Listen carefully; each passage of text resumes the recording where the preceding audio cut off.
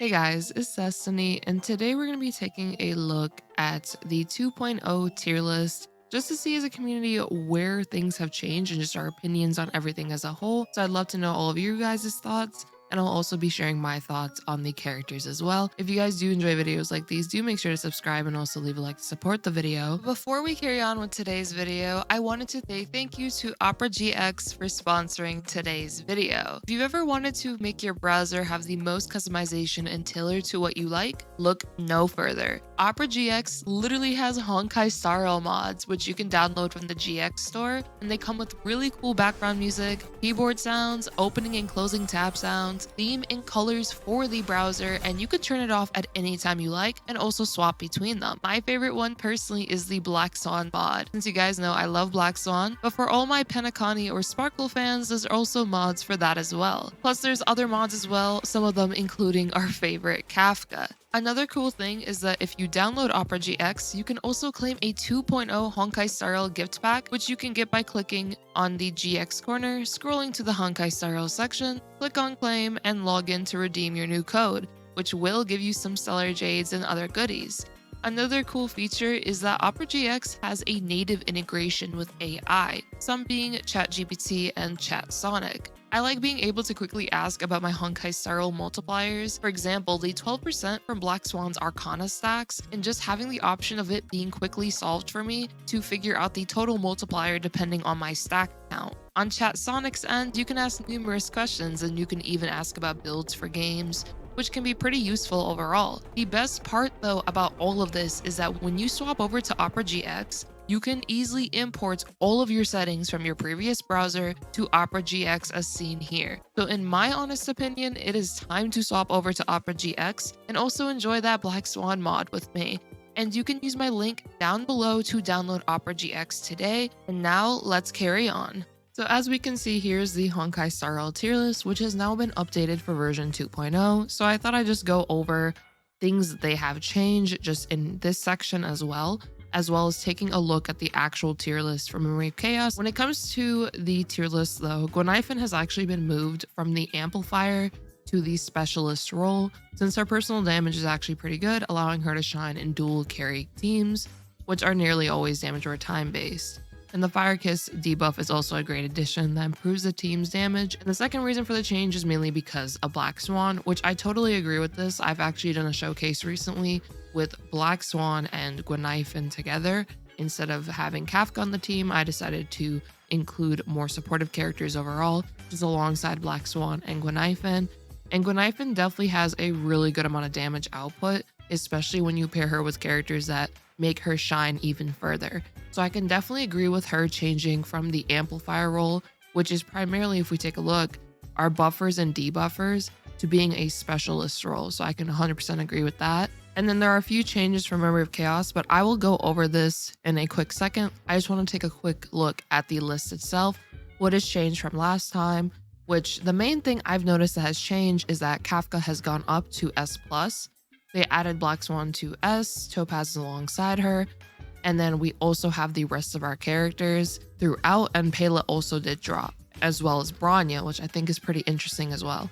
For our damage dealers, not many placements have changed, and honestly, I can agree with most of these placements. I do still think Jingliu is definitely one of the best damage dealers by far. Dr. Ratio and Bibre Lune, Xing Shui, and Zila as well are really good damage dealers. For our A rank, I could see these characters as well, and I'm not really sure though about the Blade placement. I think I made some opinions on this last time. I feel like Blade has way more sustainability in comparison to our other DPS characters, in a sense also Clara because of how she operates. So I wonder like eventually if there would ever be a tier that does account for that when it comes to, okay, they're a damage dealer, but they're also able to self-sustain themselves pretty good, or they have capabilities of defending themselves better than our other DPS characters can. Since a lot of our other DPS characters, relatively speaking, are pretty squishy in my opinion, but Blade and Clara are definitely not squishy with the assumption that you've built them pretty well. So I feel like maybe eventually they might have some sort of tier for that. I'm not sure how that would work though. It is a nice consideration overall. And I do think their value in comparison can potentially be a little higher depending on your account, just because of what they're able to do sustainability wise. But Argenti being an A alongside them, I love Argenti. I think his damage output is really good as well. Jingliu and AI can also see this.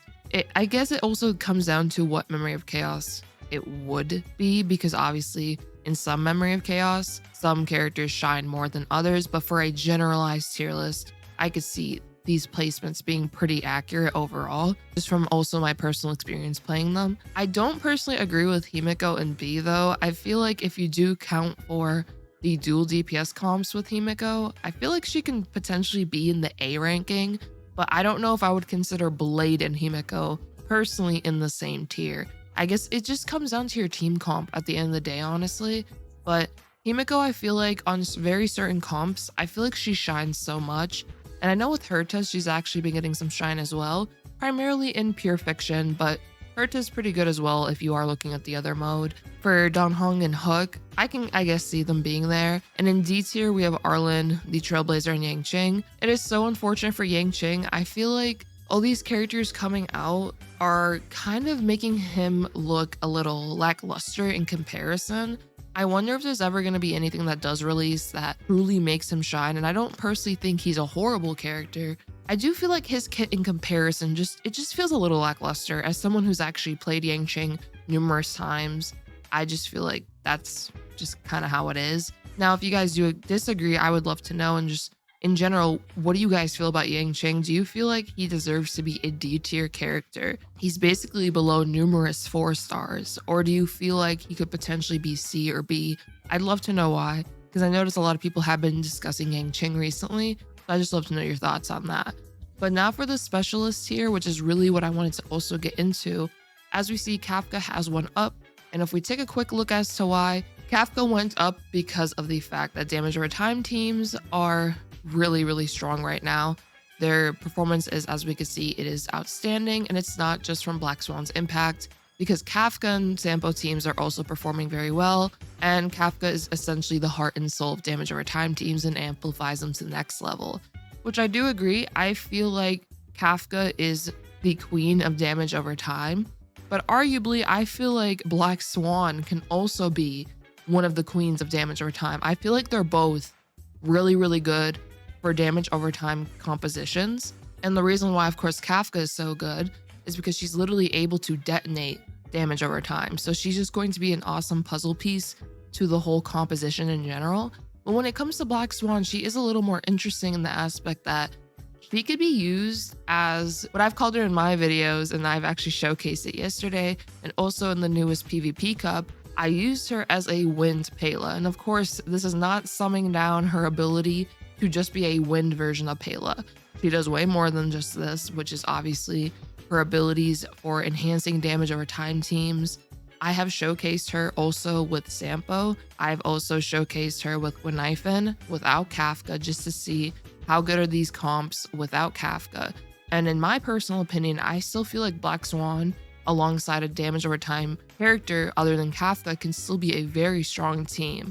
Now, of course, with Kafka, that's more than likely on almost everybody's account going to be your best team possible, but she could definitely work with other damage over time characters and you can still get really good results. So I do definitely like that about Black Swan. I love her defense reducing abilities because this just helps for her supporting the entire team rather than just her being centralized on herself. So I feel like in that aspect, Black Swan and Kafka, in my personal opinion, can both be an S+. I think they're both amazing characters, and they both definitely do a lot for the roles that they do play. But that's just my personal opinion. I'd love to know what you guys think. Do you guys feel like Kafka and Black Swan should be in the same role? Do you feel like Black Swan should only be an S and Kafka an S+? But for Topaz, I do agree Topaz can definitely be an S character. I could potentially see her maybe an S+. I feel like with follow-up centric teams, she's just super good. I believe Kafka and Topaz are respectively the queens of their compositions, with Kafka being, of course, damage over time, and then Topaz, of course, being follow-up teams. So maybe she could be up there. Maybe when we get eventual more follow-up centric characters or characters that have follow-ups in their kit, maybe she'll bump up to that S+. That could definitely be a possibility. Now, the biggest thing I don't agree with here is that Luca, Sampo, and Shui are in A tier, but Guinaifen is in B tier. I personally don't agree. I feel like Guinaifen should absolutely be in A tier. She could definitely pump up a lot of damage depending on your team comp and also how you build her, and the timing of when you use her ultimate is really important as well. So I feel like if you're gonna have Sampo and Luca in A tier, I feel like Guinaifen can definitely be alongside them. But that's just my personal opinion on that. Shui is pretty good as well. When it comes to Welt, I feel like Welt can be an A tier character. I feel like his delay and just turn manipulation in a turn-based game is incredibly powerful. So I feel like Welt can be an A tier character. And I just think he is actually getting better as time goes on personally, because of the fact that when Ruan Mei came out, now you can make this ultimate delay team. She's able to delay with how her ultimate works, but he's also able to delay with reducing the speed of enemies, but also delaying their action value. So I feel like Welt can definitely be an A tier character. Now we have Misha and Trailblazer. I feel like Misha could be minimum B tier. I've seen some pretty nutty Mishas out there, and he is really, really powerful if you do invest into him. Potentially even an A tier. It just kind of depends what is your team with Misha in particular. Are you more so using him as a sub DPS, a main DPS? But I personally think Misha can be a little bit higher. Now when we get into the amplifiers, Ruan Mei is now the only S+ tier character. Bronya has dropped. She's no longer alongside her. I do use Ruan Mei way more than Bronya now. Some team comps, I will use Bronya because I do value that advance forward. But the thing is with Ruan Mei, I feel like she is so good for just in general any team comp. I haven't really thought of any team comp where I would not want to put Ruan Mei on the team, just because of how good her buffs are, how generalized they are, and how they practically benefit absolutely every single character in the game for the most part. I can't really think of a character that she does not benefit. If you guys can think of one, be sure to let me know. The fact that she's able to give you penetration, the fact that she's able to give you weakness breaking efficiency, as toughness meters can get beefier as time goes on. So she just helps you get rid of those toughness meters as fast as possible, which with characters that are multi-hitting, this is incredible because they just shred through toughness meters. I've showed it before, but Sampo and Ruan Mei is really, really good because Sampo is able to just shred through those toughness meters. A character like Jingliu can highly benefit from those toughness meters being shredded. So Ruan Mei is just incredible for being able to give that benefit alongside all the other benefits she gives, the damage increase, the penetration, as I've mentioned, her being able to delay enemies as well can definitely be beneficial depending on what is going on in a battle. So in my opinion, I might have to agree also as well. She is by far one of the best characters in the game at this point, just because of her supportive abilities. And I don't see her getting replaced anytime soon, unless I guess they release a character that does what she does, but somehow better. But at that point, I'm just going to play two Ruan Meis. But if you guys disagree, I'd love to know why as well. Now we have Bronya, which we just went over why I feel like Ruan Mei deserves to be an S+. But for Bronya's case, we can see above here, why did they drop her?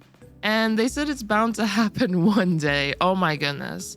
And after nearly a year sitting the highest tier, Bronya has dropped down. The main reason behind this is Ruan Mei, who is currently the first pick for majority of teams. Hyper carry, dual DPS, damage over time, follow-up attacks. Any archetype that exists, Ruan Mei shines there compared to Bronya, who is mainly restrictive to hyper carry teams nowadays. And with the meta making dual DPS and dot comps way more popular, Bronya cannot keep up with Ruan Mei in that aspect, and she's mainly an offensive amplifier, while Ruan Mei is both offensive and defensive, which it explains the break effect efficiency, which I did mention just now, and also those delays, which allows her to make a bigger impact onto teams. Which honestly, I do agree with this. I feel like Bronya is still an amazing character. I love using her when I do. She's great for what she's able to provide. But once again, I do feel like Ruan Mei is way more better for now a generalized use. She can be slapped onto any team and she'll work perfectly fine. You can slap Bronya onto majority of teams as well, but in most cases, Ruan Mei will likely give you better effects. And just that weakness breaking efficiency in general, I feel like is so freaking powerful, especially once again, if those toughness meters get beefier, well, now you can handle it. So When it comes to the rest of the list though, we have Silverwolf and Tingyun in S. We have Asta, Hanya, and Pela in A. I guess I can kind of see this. Let's go check out actually the reason why Pela got dropped as well. Oh, she mainly got dropped because Bronya got dropped down and the Memory of Chaos is slowly transforming into 2 to 3 enemy waves, while Pure Fiction is the AoE playground. Ruan may also affected Pela teams as she simply replaced her in a lot of them, like the Jingliu one. Okay, I could definitely see that for sure. Pela, I still think, is an awesome character to build, especially for what she's able to provide. It's amazing. So I would never say that Pela is bad by any means, but I do agree with the fact that on certain comps, let's say you're playing the Jingliu team and you have Ruan Mei, you have Tingyun, and let's say you have your sustain on the team, more than likely you're going to put Ruan Mei on the team instead of Pela at this point. So I could definitely see how Ruan Mei has heavily affected the amplifier role, as now the bar is incredibly high for what an amplifier or just in general a debuffer or a buffer can allow for team comps. For Asta and Hanya though, I think Asta and Hanya are great characters. I'm personally loving Asta as of recently. Asta with her ultimate just being able to give that speed buff to all your allies makes it way easier to run attack boots on your team members rather than speed boots, and I've actually shown this off now in 2 showcases prior. And when you pair her with Dance, you can also just keep advancing your allies forward, and she just gives so much speed, and that action value is also super beneficial. So I personally love Asta because in a sense, when I mentioned earlier about turn manipulation, I feel like Asta is really good for being able to do that as well. Not in the case of delaying an enemy, but allowing you to go way more in cycles depending on how you use your Asta. So I feel like Asta is definitely a great option, and the fact that she's also a free-to-play character is definitely great as well. Anya's pretty nice, honestly, because she's able to give you more skill points. She's able to do the burden effect, which is pretty nice. I do feel like her and Asta do have some similarities though, because with Hanya's ultimate, she will give you the speed as well, but instead is on one character. But the speed is based off her own speed rather than a flat value. So it kind of just depends on what you're fighting, like what is the enemy weak to, where Hanya could potentially shine more than Asta.